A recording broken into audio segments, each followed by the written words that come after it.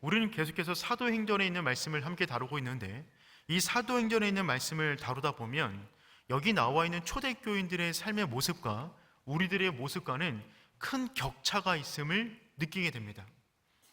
똑같은 하나님을 믿고 있음에도 불구하고 그들의 삶의 방식과 우리의 방식이 너무나 다른 것이죠. 혹시나 그러한 격차를 느꼈다면 그 격차는 다른 곳에서 오는 것이 아니라 기도의 차이에서 오는 것입니다. 그들의 기도와 우리의 기도에 결정적인 차이가 있었어요. 그들의 기도는 생사를 건 기도였습니다. 그들의 생사를 건 기도를 드렸기 때문에 그들의 생사를 하나님이 주관하셨던 것입니다. 구세군을 만들었던 윌리엄 부스 목사님께서 그분의 책 기도의 비밀이라는 책에서 뭐라고 말씀하셨냐면, 거기에 생사가 걸린 사람처럼 기도하라. 거기에 생사가 걸린 사람처럼 기도하라. 여러분, 우리의 모든 기도는 들어주면 좋고 아니면 말고 이런 식이 아니라 거기에 정말 우리의 생사가 걸린 것처럼 기도해야만 합니다. 특별히 오늘 성경 본문의 말씀은 초대교회 가운데 벌어졌던 가장 극심한 고난의 현장을 보여주고 있어요. 그럼에도 불구하고 그들은 정말 남다른 은혜를 경험하게 됩니다. 사도행전 11장까지 오면서 초대교회는 정말 죽을 것 같은 고난을 끊임없이 받아왔습니다. 그런데 사도행전 12장으로 들어서면서 죽을 것 같은 고난을 당한 것이 아니라 죽는 고난을 겪게 됩니다. 죽을 것 같은 것이 아니라 실제로 사람이 죽게 됩니다. 그럼에도 불구하고 초대교회는 그 가운데 승리하였어요. 우리와 성정이 같은 성도임에도 불구하고 그들이 승리했다면 우리 역시 모든 문제 가운데 승리할 수 있는 줄 믿습니다. 본문을 중심으로 우리를 공격하는 대상은 누구이며 그 가운데 우리는 어떻게 승리할 수 있는 것인가에 대한 말씀을 함께 보도록 하겠습니다. 첫 번째, 본문이 말씀하는 것은 무엇이냐면 헤롯은 끊임없이 우리를 공격한다는 것입니다. 헤롯은 끊임없이 우리를 공격합니다. 지난주에 우리는 안디옥 교회가 만들어지는 장면을 살펴보았습니다. 그 교회는 영향력이 있는 교회였어요. 그 교회 가운데 새로운 신조어까지 나왔습니다. 그리스도인. 그 교회는 주의 손이 함께하는 교회였어요. 안디옥 교회가 든든하게 세워지는 그 동안에 예루살렘 교회는 큰 핍박을 받게 됩니다. 1절 말씀 함께 볼까요? 그때에 헤롯 왕이 손을 들어 교회 중에 몇 사람을 해하려 하여. 예루살렘 교회는 만들어질 때부터 끊임없는 핍박을 받아왔습니다. 그런데 12장 이전까지의 핍박은 유대인들이 유대인 크리스찬을 핍박하는 것이었어요. 유대교가 기독교를 핍박하는 것이었습니다. 그런데 12장에 들어서면서부터 국가가, 로마가, 공권력이 핍박하기 시작합니다. 1절의 말씀 보니까 그때 헤롯 왕이 손을 들어 라고 되어 있는데, 손을 들었다는 말은 무슨 말이냐면 공권력을 사용했다는 것입니다. 그 결과 어떤 일이 벌어졌냐면 사도 야고보가 죽임을 당합니다. 2절 말씀 읽어보겠습니다. 요한의 형제 사도 야고보가 최초로 순교하게 됩니다. 이 일은 초대교회 가운데 엄청난 핍박이었어요. 그 전까지 핍박이 정말 고통이 심했지만 죽기까지는 아니었습니다. 그런데 이때부터는 국가에 의해서 죽임을 당하게 됩니다. 더군다나 이때 핍박은 로마법에 의한 정치적인 핍박이었어요. 유대법에 의해서, 유대 종교법에 의해서 유대인을 처형한다 그러면 둘 중에 하나입니다. 돌에 던져 죽이든지 십자가에 달려 죽이든지. 유대인은 유대인을 칼로 죽이지는 않아요. 스데반 역시 돌에 맞아 죽은 것은 유대법에 의해서 유대교인들에게 죽임을 당한 것입니다. 그런데 이때부터는 로마 공권력이 동원되어서 칼로 유대인을 죽이는 일들이 벌어지게 되었어요. 대대적인 핍박이 이제 시작이 되는 것입니다. 헤롯이 야고보를 죽이자 유대인들이 환호성을 쳤습니다. 그들이 너무 기뻐했어요. 그러니까 헤롯 입장에서는 더욱더 이 일을 박차를 가하기 시작하는데, 그 일을 위해서 베드로를 잡습니다. 베드로를 잡아 이제 그마저 죽이려고 하는 겁니다. 우리 3절 말씀 읽어보겠습니다. 유대인들이 무교절 기간이라. 유대인들이 기뻐서 이참에 베드로까지 죽이려고 하는데, 그날이 마침 무슨 날이었다고요? 무교절이었어요. 이런 무교절이란 유월절 다음에 일주일 기간을 무교절이라 그러는데, 유월절은 1월 14일입니다. 무교절은 1월 15일부터 일주일간의 기간인데, 이 기간 동안에는 누군가를 죽이지는 않았어요. 그래서 잡기는 잡았지만 그때까지 놔둔 것입니다. 이제 하룻밤만 지나면 베드로는 순교를 당할 위기에 처해 있습니다. 그가 살아날 가능성은 전혀 없습니다. 야고보 역시 얼마 전에 참수를 당했습니다. 그 역시 잡혀 있습니다. 예루살렘 교회의 최대 위기를 맞이하게 된 것이죠. 예수님께서는 헤롯에 대해서 두 가지 비유를 들어 그들의 특징을 설명하셨어요. 그리고 이들을 경계해야 된다라고 말씀하셨는데, 첫 번째 헤롯의 특징은 무엇이냐면 그들은 여우입니다. 누가복음 13장 32절 말씀 읽어보겠습니다. 이르시되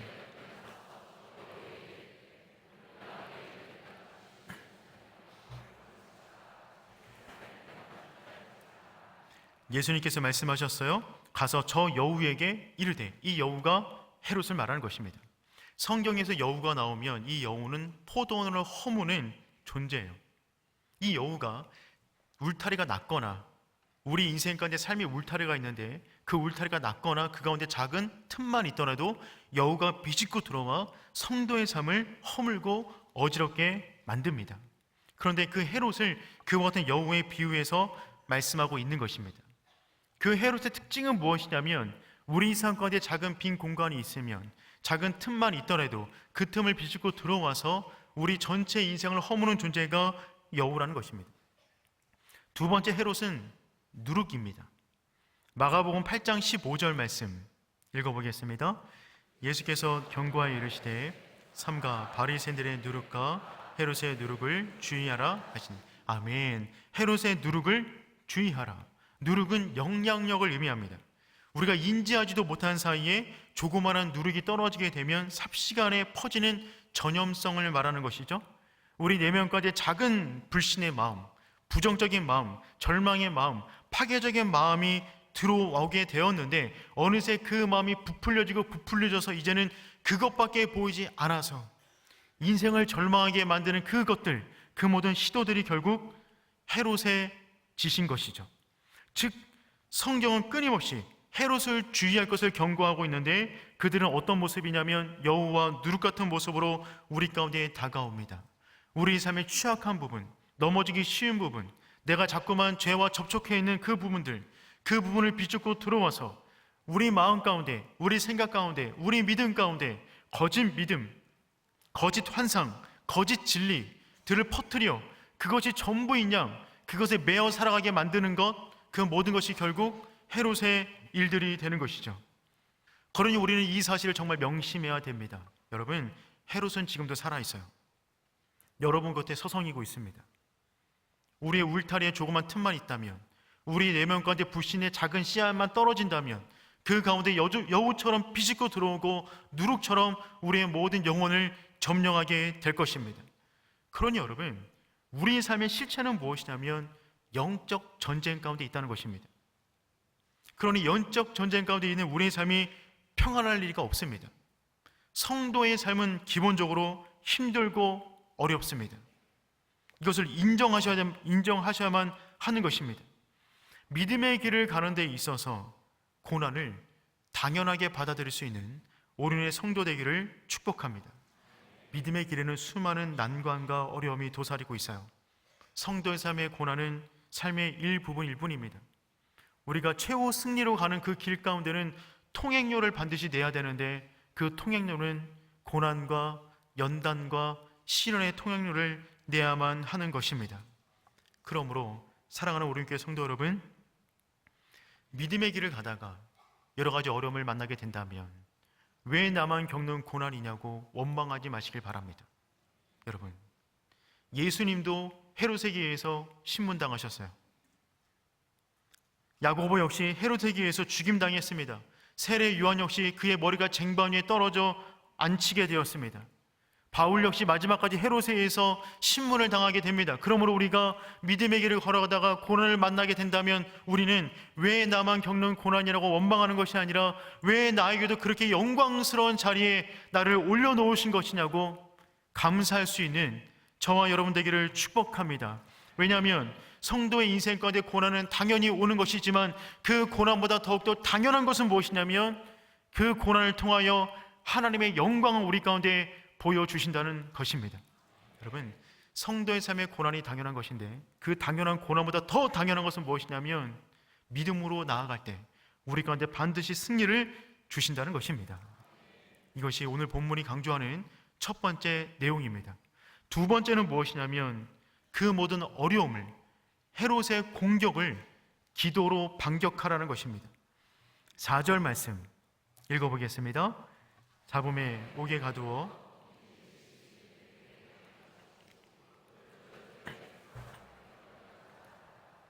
헤롯은 베드로를 잡아서 옥에 가두고 4명으로 구성된 4개 팀으로 베드로를 지키게 했어요. 4명으로 구성된 4개 팀이 계속 돌아가면서 베드로를 지키는 것입니다. 그러니까 하룻밤 베드로를 지키기 위해서 몇 명이 동원된 거죠? 16명이나 동원된 것입니다. 거기서 끝나지 않고 감옥 안에서 베드로가 뭔 짓을 할까봐 그 안에 군인 둘을 또한 집어넣었습니다. 6절 말씀 읽어보겠습니다. 헤롯이 잡아내려고 하는 그 전날 밤에 베드로가 두 군인 틈에서 두 쇠사슬에 매어 누워 자는데 파수꾼들이 문 밖에서 옥을 지키더니 두 군인이 베드로 사이에 있는 거예요. 군인 안에 베드로를 넣었습니다. 그리고 쇠사슬을 갖다가 베드로의 한쪽 팔을 감고 군인에게 연결하고 이쪽 팔을 감고 이쪽으로 연결하는 거예요. 그래서 꼼짝달싹 못하게 만들어 놓은 것입니다. 마치 우리가 영화 같은 거 보면 형사가 범인을 잡았을 때 서로 수갑을 손목에 매잖아요. 그런 형태로 지금 감옥 안에 갇혀 있는 것입니다. 감옥 안에서도 양쪽에 군인이 있고 쇠사슬로 두르고 있고 감옥 밖에서는 군인 4명이 무장하여 4명이 내조로 교대하여 그 밤을 지키고 있는 것입니다. 아니 도대체 베드로를 왜 이렇게까지 지키는 것일까요? 베드로는 그 전에도 2번 갇혔는데 2번 탈옥한 경험이 있습니다. 그때 천사의 도움으로 빠져나왔거든요. 우리는 천사의 도움으로 빠져나온 것을 알지만 로마 군인들은 알 리가 없죠. 그러니 마치 이 베드로는 탈옥의 명수인 거예요. 그러다 보니까 그를 도망치지 못하게 하기 위하여 온갖 방법을 동원해서 그를 지금 막고 있는 것입니다. 이제 베드로가 빠져나갈 확률은 제로입니다. 조금 전에 너무나 친했던 예수님의 제자 3인방 가운데 하나였던 야고보 역시 조금 전에 죽임을 당했어요. 이제 내일 아침이면 자기 차례입니다. 이때 예루살렘 교회는 어떻게 합니까? 속수무책인 이 상황, 교회 가운데 최고 리더가 죽을 수밖에 없는 이 상황에 교회는 뭐 합니까? 기도합니다. 기도로 반격합니다. 여러분, 기도는 성도의 칼이자 성도의 방패입니다. 성도는 영적 전쟁 가운데 싸우는 존재인데 성도가 싸우는 무기는 무엇이냐면 기도가 되는 것이죠. 5절 말씀 읽어보겠습니다. 예, 베드로는 아멘. 여러분 4절 말씀 보세요. 4절 말씀 보니까 베드로를 옥에 가두었어요. 그리고 6절 말씀에서는 옥 안에 갇힌 베드로를 어떻게 묶었는지가 표현하고 있습니다. 그런데 그 가운데 4절과 6절 가운데 5절에 교회가 뭐하고 있었다고요? 간절히 기도하고 있었다고요. 고난과 고난 사이에 교회는 뭐 했다고요? 간절히 기도하고 있었다고요. 이것이 바로 우리가 고난과 고난 사이를 살아가는 성도가 살아가는 삶의 모습이 되는 줄 믿습니다. 여러분, 기도가 우리의 힘이에요. 기도가 길을 만들어냅니다. 혹시나 이 말씀을 듣자마자 이런 마음 드신 분 계신지 모르겠어요. 또 기도 이야기입니까? 기도 외에 다른 방법은 정말 없는 겁니까? 정말 교회에서 말할 수 있는 것은 기도밖에 없는 것입니까? 이런 마음이 혹시 드시는 분 계신가요? 네, 맞습니다. 기도밖에 없습니다. 정말 기도밖에 없습니까? 라고 하는 질문에 정말 기도밖에 없습니다 라고 말하는 사람들이 기독교인들입니다. 여러분, 우리는 고난과 고난 사이에 기도로 반격하는 존재입니다. 여러분, 우리는 그리스도인입니다. 그리스도인들은 누굽니까? 예수 안에 거하는 존재들입니다. 모든 일을 만나든지 간에 예수로 반격하는 존재가 그리스도인이 되는 것이죠. 그러니 그리스도인 되는 오륜교회 성도 여러분, 모든 문제를 기도로 반격하시길 축복합니다. 기도는 나의 힘이 아닌 하나님의 힘으로 살아가는 믿음의 표시가 되는 것입니다. 나와 헤롯이 싸우면 헤롯을 이길 가능성은 없습니다. 하지만 하나님과 헤롯이 싸우면 하나님이 무조건 이기세요. 나와 헤롯의 싸움을 하나님과 헤롯의 싸움으로 전환시키는 방법이 무엇이냐면 그것이 바로 기도입니다. 자녀의 힘으로 열 수 없는 문을 아버지의 힘으로는 열 수 있어요. 자녀의 키로 건널 수 없는 강을 아버지의 등에 업히면 그 강을 건너갈 수가 있단 말입니다. 그러므로 가장 강한 성도는 누구냐면, 성도가 다른 것이 강한 성도가 아니라 무릎이 강한 성도가 강한 성도가 됩니다. 성도가 무릎 꿇어 기도할 때 하나님의 영광이 나타나 헤롯 역시 우리 앞에 무릎 꿇게 되는 줄 믿습니다. 여러분, 그래서 교회가 기도할 때 어떤 일이 벌어졌냐면 두 가지 놀라운 일이 벌어지기 시작해요. 첫 번째 일은 무엇이냐면 베드로가 깊게 잠들었습니다. 이게 첫 번째 응답이에요. 교회가 기도할 때 베드로가 뭐 했다고요? 깊게 잠들었어요. 죽을 것 같은 현실인데 잠자는 겁니다. 깊게 잠들 수 있기를 축복합니다. 다만 지금은 안 됩니다. 베드로는 내일이면 죽을 사람이에요. 조금 전에 동료 야고보가 죽임을 당했어요. 베드로는 원래 겁이 많은 사람입니다. 지나가는 여자아이가 너도 예수 믿지? 강하게 부정을 3번이나 했던 사람이 베드로예요. 근데 이 순간에 뭐 하고 있어요? 자는데 그냥 자는 것이 아니라 정신없이 자고 있어요. 7절에 보면 천사가 그를 구하기 위해서 찾아왔습니다. 그 옆구리를 찌르기 전에 아마 귀에 속삭였을 거예요. 일어나, 도망가야 돼, 일어나. 양옆에 군사가 있어요. 근데 일어나지 못하는 거예요. 너무 황당하니까 옆구리를 확 쳐버렸답니다. 옆구리를 확 쳤다는 이 말은 무슨 말이냐면 우리가 다음번에 살펴볼 말인데 헤롯을 죽일 때 사용된 단어입니다. 쳐서 죽이듯 그를 깨운 거예요. 천사가 너무 당황한 거죠. 얘가 왜 이렇게 깊게 자는 거지? 얘 이상한 놈 아니야? 근데 그 순간에 교회는 뭐 하고 있었다고요? 기도하고 있었어요. 여러분, 베드로는 지금 기도 응답을 누리고 있는 것입니다. 지금 그 순간에 교회는 베드로를 위해서 기도하고 있는데 교회는 어떤 기도를 하고 있었을까요? 하나님, 베드로 가운데 평안으로 함께하여 주옵소서. 두려움이 사라지게 하여 주옵소서. 내일이면 죽을 수가 있지만 끝까지 믿음의 길 다갈 수 있도록 인도하여 주옵소서. 그가 전에 3번이나 예수님 부인했는데 이번만큼은 부인하지 않게 하여 주옵소서. 그의 내면에 평안을 위해서 기도하지 않았을까요? 그 기도 응답을 지금 그는 누리고 있는 것입니다. 얼마나 평안하게 잠을 자는지 자기 집에서 잠을 자듯 옷을 다 벗고 잡니다. 8절 말씀 읽어보겠습니다. 천사가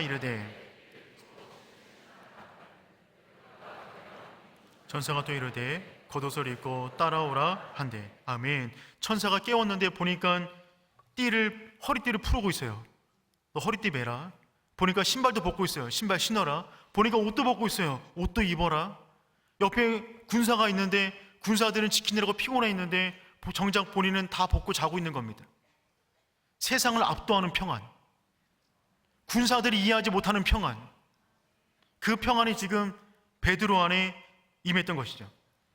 이후에 살아난 베드로는 나중에 서신서를 쓸 때 이런 말을 기록합니다. 베드로전서 5장 7절 말씀 읽어보겠습니다. 너희 염려를 다 주께 맡기라. 이는 그가 너희를 돌보십니다. 아멘. 여러분, 이 말은 저는 경험에서 나온 말이라고 확신합니다. 그의 모든 염려를 주께 맡긴 거예요. 자신의 인생을 주님께 맡긴 그 영혼은 어떤 상황 가운데서도 평안을 누릴 수 있는 줄 믿습니다.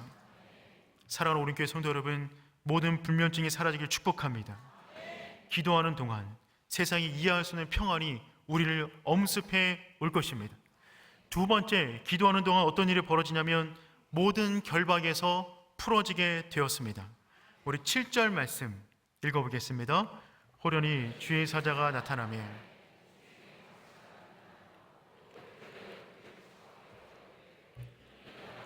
쇠사슬이 그 손에서 벗어지더라.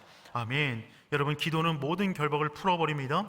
7절에 보니까 호련히 주의 사자가 나타났다라고 말하고 있어요. 호련히는 갑자기 나타났다는 말입니다. 완벽한 하나님의 타이밍에 인간은 상상할 수 없는 그 순간에 호련히 주의 사자가 찾아온 것입니다. 지금 양옆에 군사들이 있어요. 밖에 4명이 지키고 있어요. 그 타이밍을 하나님이 보고 계시다가 마침 그 몇 초 찰나, 그 찰나가 어떤 순간인지 모르겠어요. 아마 양옆에 군사들이 졸고 있었는지 모르겠습니다. 밖에 있는 군사들이 화장실 갔는지 모르겠어요. 그 몇 초 안 되는 그 찰나에 호련히 주의 사자가 베드로를 찾아옵니다. 그리고 그를 깨워요. 그리고 그의 쇠사슬을 갖다가 끊어버립니다. 완벽한 타이밍에 나타나서 그의 모든 결박을 풀어버리신 것입니다. 언제 그런 일이 벌어졌다고요? 기도할 때 말이죠. 베드로는 왜 이런 일이 일어난지 모르지만 그때 교회는 끊임없이 기도하고 있었습니다. 여러분, 로마가 세계를 제패할 수 있었던 것은 그들의 철제 무기 때문에 그래요. 그 철제 무기를 가지고 세상을 호령했습니다. 그들의 철제 무기는 정말 단단했어요. 그런데 베드로를 묶고 있는 그 쇠사슬이 옆에 있는 군인들과 함께 묶여 있음에도 불구하고 그들이 느끼지 못할 만큼 그냥 그 순간에 휴지를 찢듯이 찢어버린 것입니다. 여러분, 우리를 묶고 있는 그 결박, 내가 그 안에 묶여있다 하여서 하나님도 묶여있는 것은 아닙니다. 내가 끊을 수 없는 그 끈이라 하여 하나님도 못 끊는 것은 아닙니다. 하나님은 모든 것이든 휴지 찢듯 찢어버리시는 분이신 줄 믿습니다. 여러분, 그 순간에 베드로는 어리둥절했어요. 깊게 자고 있었거든요. 갑자기 누가 옆구리 쳐서 일어났어요. 갑자기 허리띠 매래요. 갑자기 신발 신으래요. 갑자기 옷을 입으래요. 따라오래요. 어리둥절 걸어 나갑니다. 근데 그 순간에 베드로는 덜 깼어요. 반쯤 자고 있었어요. 9절 말씀 읽어보겠습니다. 베드로가 나와서 따라갈새 천사가 하는 것이 생시인 줄 알지 못하고 환상을 보는가 하더라. 그렇죠. 생시인지 환상인지 몰랐다. 비몽사몽간이었어요. 비몽사몽 따라가다 보니까 첫 번째 파수를 지나고 두 번째 파수를 지나서 길거리에 나가서 찬 공기를 마시니까 그제서야 정신이 번쩍 든 겁니다. 이게 뭐지?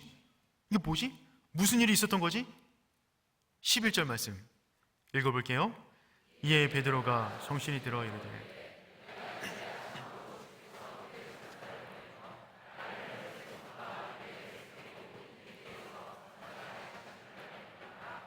아멘. 이에 베드로가 정신이 들어 이르되 내가 이제야 참으로 지금까지 벌어진 일들을 이해하게 되었다는 것입니다. 베드로가 정신을 차려보니까 이미 탈출되어 있었어요. 정신을 차려보니까 이미 문제가 해결되어 있었어요. 여러분, 우리는 보통 이렇게 기도 응답을 경험하게 됩니다. 고통 가운데 있을 때 하나님이 우리 인생을 막 휘몰아 가세요. 정신이 없어요. 어떻게 되는지 모르겠어요. 나는 비몽사몽과 같아요. 어떻게 끝날지도 모르겠어요. 그런데 깨어나 보니까 문제가 해결되어 있는 거예요. 깨어나 보니까 문제 속에 있던 내가 문제 밖에 있는 것입니다. 깨어나 보니까 살 길을 찾은 것이죠. 여러분, 그러니 지금 혹시 우리가 비몽사몽 같은 시간을 보내고 있고 내 인생이 휘몰아치는 것 같고 내 인생이 어떻게 될지 모를 것 같은 깜깜한 인생을 보내고 있다면 여러분 믿으시길 바라요. 주님은 지금도 우리를 위해서 역사하고 계십니다. 여러분, 우린 나중에서야 깨닫는 존재예요. 나중에 뒤돌아보니까 전부 다 하나님의 은혜였구나. 하나님은 한 번도 나를 떠난 적이 없으셨구나. 그것을 깨닫게 되는 거죠. 베드로는 너무 기쁜 나머지 그들이 늘 함께 기도했던 그 공간을 찾아가게 됩니다. 마가 요한 어머니의 집으로 찾아가요. 12절 말씀 읽어볼까요? 깨닫고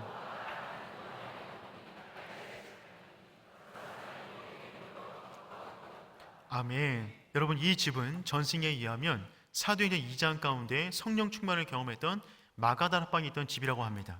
또한 이 집은 예수님이 최후 만찬 때 함께 식사하셨던 자리라고 합니다. 기독교 역사 가운데 항상 이 집이 등장하게 되었다는 것이죠. 근데 지금 이곳에서 여러 사람이 함께 모여 기도하고 있더라. 베드로가 그 집 앞에 갔더니만 여러 사람이 그곳에 모여서 기도하고 있었어요. 그런데 여러 사람이 모여 있다라는 이 단어를 5절에서는 뭐라고 표현했었죠? 교회가 기도했다. 5절 말씀 다시 한번 볼까요? 이에 베드로는 옥에 갇혔고 교회는 그를 위하여 간절히 하나님께 기도하더라. 그렇죠. 그 집에 모여있는 여러 사람들을 뭐라고 표현하고 있어요? 교회. 교회가 그들을 위해서 뜨겁게 간절히 기도하고 있었다는 것입니다. 여러분, 조금 전에 야고보가 죽임을 당했어요. 그리고 베드로가 잡혀갔습니다. 내일 아침이면 베드로는 죽게 돼요. 그러면 베드로가 죽게 되면 그 다음 타겟은 누구죠? 그 집에 모여 기도하는 사람들이에요. 그러면 그들은 지금 여기서 기도하고 있으면 안 됩니다. 빨리 도망쳐야 돼요. 빨리 제살 길 찾아서 가야만 합니다. 근데 그들이 뭐 하고 있었다고요? 간절히 절박한 마음을 가지고 그곳에서 기도하고 있었습니다. 여기서 간절히라고는 이 단어는 성경 가운데 또 한 번 쓰였는데 누가복음 22장 44절에 쓰였어요.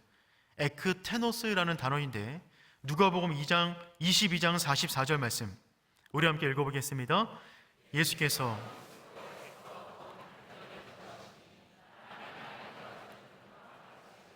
아멘. 예수님께서 다음날 죽음을 앞두고 겟세마네 동산에서 간절히 기도하셨던 그 모습 그대로 그들 역시 내일이 지나면 죽을 수밖에 없는 존재가 됨에도 불구하고 그 집에 함께 모여 마치 겟세마네 동산에서 예수님이 기도하듯이 정말 뜨겁고 간절하게 기도하고 있었다는 것입니다. 여러분, 놀라운 것은 예수님이 겟세마네 동산에서 뜨겁게 기도하실 때, 간절히 기도하실 때 베드로 뭐 하고 있었죠? 자고 있었어요. 지금도 교회가 모여서 간절히 기도할 때 베드로 뭐 하고 있었죠? 자고 있었어요. 정말 한결같은 사람입니다. 정말 사랑스러운 존재인데, 근데 그 순간에 교회는 뭐 하고 있냐면 고난을 피하지 않았다고요. 뜨겁게 모여서 기도하고 있습니다. 이 상황을 돌파해달라 이런 기도가 아니라 우리의 믿음을 끝까지 지킬 수 있게 해주십시오라고 하는 기도를 드리고 있었을 것입니다. 헤롯의 병사들이 칼을 들어서 교회를 겨냥하고 있을 때 그들은 모여서 기도의 칼을 들고 서로 대치하고 있는 거예요. 베드로는 알지 못하지만 그가 잠자는 동안에 성도는 기도하고 있었습니다. 쇠사슬이 풀린 동안에 성도는 기도하고 있었습니다. 옥문이 열리는 동안에 성도는 기도하고 있었어요. 살 길을 찾는 동안에 성도는 기도하고 있었습니다. 여러분, 우리 인생 기도가 만들어 놓은 길을 따라 걸어가는 것입니다. 정말 기도밖에 없냐고요? 기도밖에 없습니다. 기도가 우리의 칼입니다. 기도가 우리의 방패입니다. 기도가 우리의 길이고 기도가 우리의 힘이 되는 줄 믿습니다. 헤롯은 지금도 다양한 모습으로 우리 삶을 흔들어 놓으려 합니다. 여우처럼 틈을 노리고 있어요. 들어오게 되면 누룩처럼 우리의 모든 생각을 점령해 버립니다. 하지만 여러분, 그 가운데 기도의 칼을 드는 그 순간에 세상이 이해하지 못하는 절대 평안이 우리 가운데 임하게 될 줄 믿습니다. 기도하는 그 순간에 우리를 묶고 있는 모든 결박이 풀어지게 될 것을 믿습니다.